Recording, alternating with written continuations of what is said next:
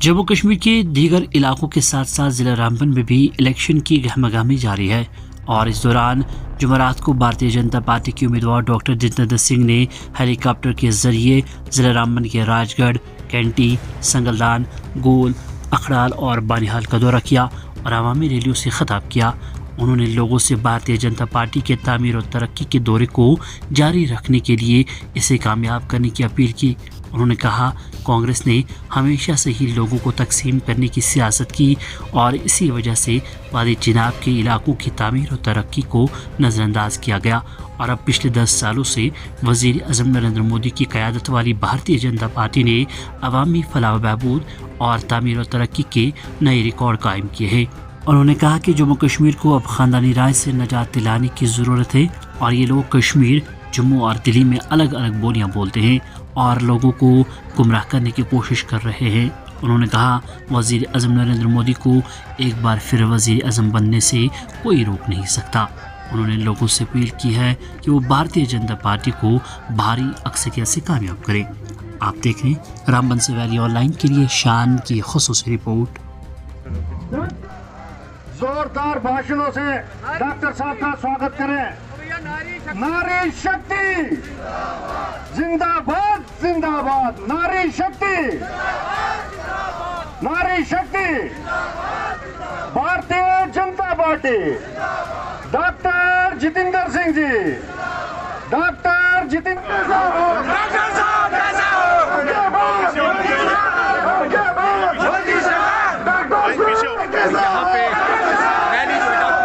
पहुंच चुके हैं यहाँ पे तस्वीरों में देख रहे हैं।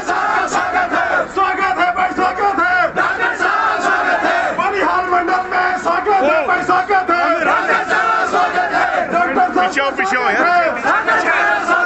डॉक्टर जितेंद्र सिंह जी, श्री नरेंद्र मोदी जी।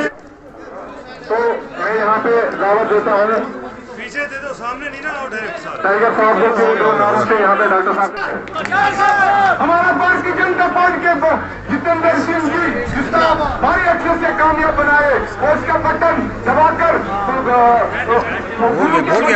बटन दबाकर इसको रोजगार लोगों को मिले, ऐसी फैक्ट्री मिले, ऐसी कोई मतलब यहाँ पर कुछ ऐसे कारखाने खोले जाए।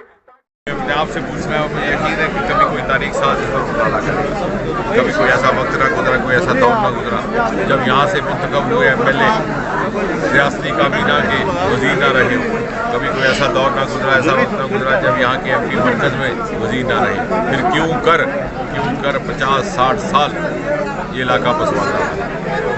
मोदी जी के आने के बाद एक इनकलाबी बदलाव आया। कहने की बात नहीं, आज हकीकत बयान करने का वक्त है। वो वक्त जाता रहा जब एक बयान यहाँ, दूसरा बयान जम्मू और तीसरा बयान दिल्ली में दिया जाता था हमारे लीडरान के द्वारा।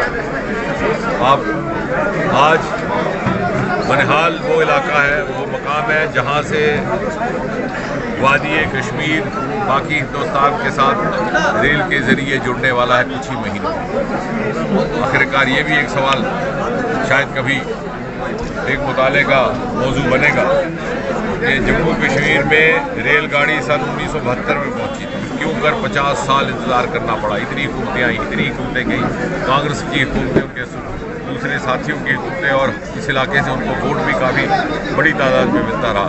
लेकिन शायद खुदा परवर को ये मंजूर था कि मोदी जी के हाथों से ये नेक काम हो, और वो आज हुआ है। इन्हीं 10 साल में ये इलाका लैंडस्लाइड पस्सी के लिए जाना जाता था। अखबार में खबर आती बनिहाल की, तो रामबन की सिर्फ यही आती कि 4 दिन से गाड़ियाँ रुकी हैं, कीमतें 4 गुना बढ़ गई, हाईवे टूट गया।